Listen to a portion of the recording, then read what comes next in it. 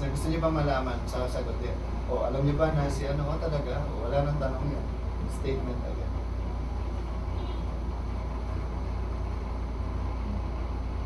Alam mo yung mga chismosa, wala nang tanong. Statement agad. Ikaw, Iha.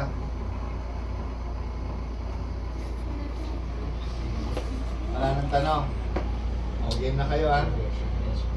Sir, kinukwento nyo, 20s nyo pa lang po, ang dami nyo pong adventure, ang dami nyo experience.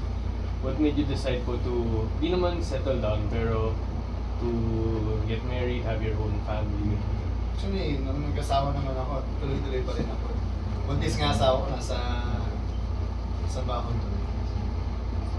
Japan. Oo, kasi hindi naman ako mapipigilan eh. Pag may invitation, takbo din. Ang tanong, bakit ka pupunta doon? Magta-travel ka lang ba o mag-aaral ka? Yung purpose mo pa rin yung nagmamatter, hindi yung intention mo lang na gusto mo lang makapag-travel. So, mas malaki ang diferensya ng nag-travel ka for pleasure rather than you travel with a purpose. Kasi pag may purpose ka, nagiging VIP treatment ka doon. Kasi libre ka lahat. Di ba? Alay, ikaw ba gastos? Ikaw ba maghahanap ng tutuluyan mo doon? Pagdating, airfare mo libre. Pagdating mo doon, may sundo ka.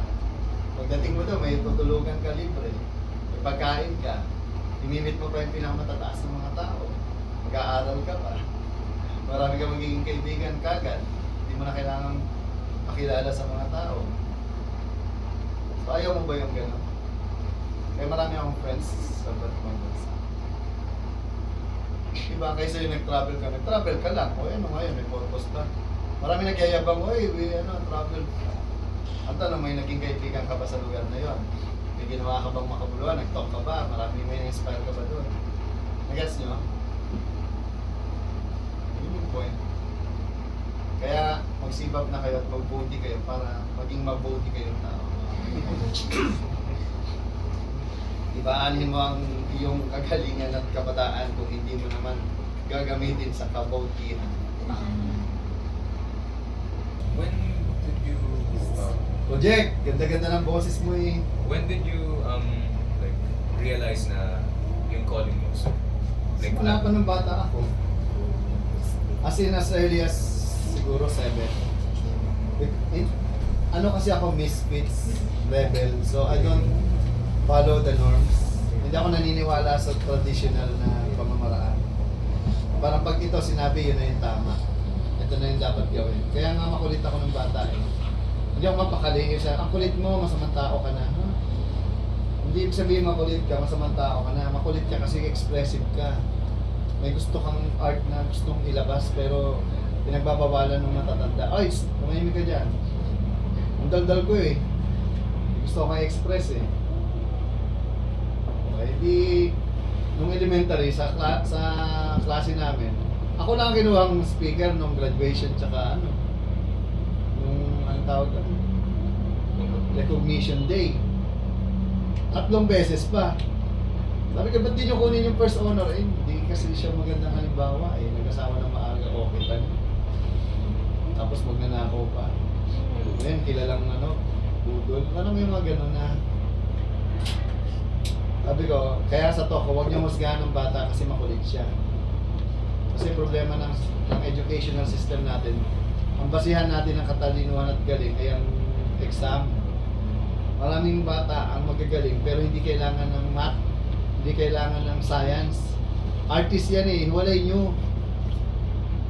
Tulad ko, wala akong pakialam sa math. Sa science, okay ako kasi gusto ko yung concept ng science. Pero yung math, gusto ko nakakita ako number, tumatalon talaga. Kung hindi pa ako nangopi at nangodi ko at hindi ako papasa talaga. Hindi ba, nag-gets nyo? Dapat interest-based curriculum talaga tayo. Like, kaya nga kayo nag-mass kung bobo kayo sa math, diba? Oh, I mean, kung matalino kayo sa math, di kayo, engineering kayo, or and you hate math. I know that. Kaya kayo nasa com. So yun, nandito na kayo, while you are here, maximize niyo yung potentials mo. Think of something na makakatulong sa creative, like promote niyo yung SIVA, promote niyo yung Creative Voices. Kita niyo nga ako, araw-araw nga kita niyo yung pati yung branding, pang ano ko naisip yung ganun kagaling. Tingnan niyo ngayon yung channel. By the way, may bago akong design ng ano, ang pangalan niya, Luis. May bago akong design ng YouTube thumbnail. Para naman siya sa Creative Voices na ano, channel. O, kung hindi niyo pa alam, yung YouTube may handle na. Yung handle, it can change yung inyong ano, username. Puntahan mo yung Creative Voices channel. Nakita mo? Kasi naggawa ko ng design na template. Saan? Patingin? O, ayan. Nakita mo agad. Ganda, di ba? So, binago ko. Ito na yung ilalabas ko sa August 8. So, nire-redesign ko rin yung website ngayon. Sobrang, ito ha, don't waste your time following other people's life. Dapat, people will follow your life because you're doing something that they can get. Di ba? Yung, para instead na kayo ang follower, dapat you are the one who are being followed. Just like me. Follow me, they follow you. Diba? Paano pina-follow? Gawa tayo ng design. Diba? Ang interest naman natin depende sa design.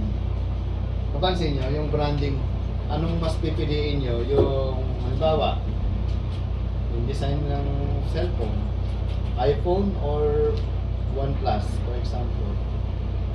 Depende sa system mo. Kung ikaw ay sanay ng Mac or Apple, ano ka, hindi doon ka sa Apple.